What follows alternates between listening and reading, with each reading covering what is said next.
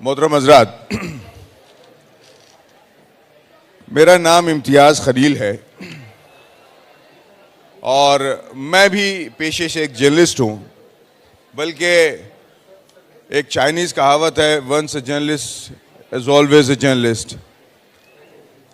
हालांकि 2009 में मैंने जर्नलिज्म जो है वो छोड़ करके मैं अब डॉक्यूमेंट्री फिल्म्स बनाता हूँ, दस्तावेजी फिल्में बनाता हूँ। मेरे ख्याल से ये वो वक्त है जिस वक्त सुमित ने जो है, मैंने जर्नलिज्म छोड़ी है और ये शायद इन्होंने उसका दामन थामा है। 2009 में मैं वहाँ से अलहदा हुआ और जर्नलिज्म ही का एक एक्सटेंशन है डॉक्यूमेंट्री फिल्म मेकिंग। मैंने डॉक्यूमेंट्री फिल्म मेकिंग शुरू की। मैं यहाँ पे आया था एक 5 मिनट की बात लेकर के।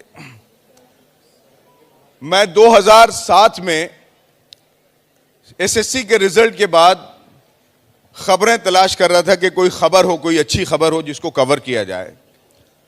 उस वक्त आप लोगों में से बहुत सारे जानते होंगे, ट्रॉम्बे जो है वो एक जगह है। ट्रॉम्बे जानते हैं कि नहीं? ट्रॉम्बे में एक हैंडीकैप बच्चा था जिसने मेरिट में दूसरा मकाम हासिल किया था। मुझे ऐसा लगा उस बच्चे का इंटरव्यू करना चाहिए। मैं इंटरव्यू के लिए ट्रॉम्बे पहुंचा और जब मैंने उसके घर जा करके देखा तो वो बच्चा जो है उसको 74% मिला था। 74% जो है वो हैंडीकैप की जो मेरिट लिस्ट होती है उसमें काफ़ी अहम कहना चाहिए नंबर होता है। उसके वो बच्चे को जब मैंने देखा तो बच्चा जो है वो पूरी तरीके से हैंडीकैप था। ऐसा नहीं कि उसका हाथ कहना चाहिए काम नहीं कर रहा था, उसका पैर काम नहीं कर रहा था, बल्कि वो बच्चा अपने बाप के बगैर चल भी नहीं सकता था। बच्चे को मैंने देखा, उसका इंटरव्यू किया। उसका बाप एक कारपेंटर था, एक बढ़ई का काम करने वाला था। मैंने पूछा कि जब ये बच्चा चल नहीं सकता है तो ये रोजाना कैसे स्कूल जाता आता है? तो उसके बाप ने कहा कि इसे रोजाना मैं अपने कंधे पे लेके जाता हूँ, पहले उसे स्कूल पहुँचाता हूँ, वो स्कूल में जब तक होता है उतनी देर मैं आकर के काम करता हूँ, उसकी छुट्टी होती है, फिर मैं जाता हूँ स्कूल, फिर उसको अपने कंधे पे उठाता हूँ, फिर पहुँचाता हूँ। मैंने कहा उसके अटेंडेंस का क्या मामला होता है? तो बोले वो एक दिन भी गैर हाजिर नहीं होता।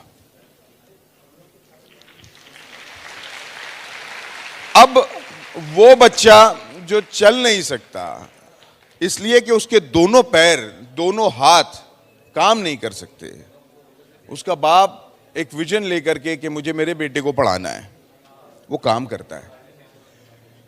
चंद दिनों के बाद मेरे ख्याल से मेरी वो स्टोरी ईटीवी मराठी में जब आई तो उस वक्त डिप्टी चीफ मिनिस्टर थे आबा। उन्होंने ईटीवी मराठी में फोन करके ये बात कही थी कि ये बच्चा जितनी पढ़ाई करेगा उसका खर्च हम बर्दाश्त करेंगे। लेकिन मेरे ख्याल से 2 बरस के बाद उसके बाप का मुझे फोन आया, सलाम दुआ के बाद वो रोने लगा। मैंने कहा क्या हुआ? तो उसने मुझे ये खबर बताई कि मेरा बेटा जो है वो अब दुनिया में नहीं रहा।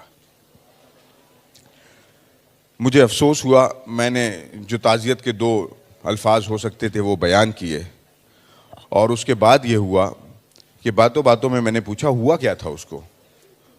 तो उसके वालिद ने कहा कि उसे हुआ जो था वो तो आप देख रहे थे। तो मैंने कहा कि यानी कुछ बीमारी हो गई थी? बोले नहीं, वो तो जिस दिन पैदा हुआ था उसके दूसरे तीसरे दिन डॉक्टर ने मुझसे कह दिया था कि ये कितना जिंदा रह गया ये मैं नहीं जानता। तो मैंने कहा कि आपको पता था कि ये बच्चा मर जाएगा और आप उसके पीछे लगे हुए थे? तो बोले हाँ ठीक है, बच्चा मर जाएगा तो इसका मतलब ये तो नहीं कि वो पढ़ाई नहीं करेगा।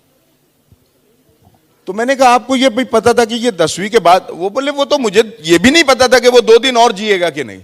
तो मैंने कहा फिर आपने क्यों पढ़ाया? आज माँ बाप तो इसलिए बच्चों को पढ़ाते हैं कि उन्हें ये उम्मीद होती है कि जिस बीज को हम बो रहे हैं कल यहां से एक समरआवर दरख्त निकलेगा और उसकी छांव में हम अपनी उम्र के आखिरी दिन गुजार पाएंगे। लेकिन आपको तो पता था कि ये बच्चा जिंदा रहने वाला नहीं है। तो उस बढ़ई ने, उस कारपेंटर ने मुझे ये सिखाया। बहुत सादी जबान होती है। ये आम लोग, हम हीरोज जो है वो इधर उधर तलाश करते हैं, लेकिन हीरोज तो हमारे दरमियान होते हैं। हम हीरो की बहुत अच्छी शक्ल देखते हैं, लेकिन हीरो जो है वो अच्छी शक्ल लेके थोड़ी पैदा होता है। वो तो फिल्मों के, वो रील्स के हीरो होते हैं। जो रियल हीरो होते हैं वो अपने काम से बड़े होते हैं। उस बढ़ई ने मुझसे ये कहा कि मेरा बेटा मर जाएगा सिर्फ इसलिए, क्या उसे हक नहीं है कि वो तालीम हासिल करे? मैं ये जो कामयाबी का मफरूजा है कि हम होंगे कामयाब, हमने कामयाबी को क्या तस्वुर कर लिया है।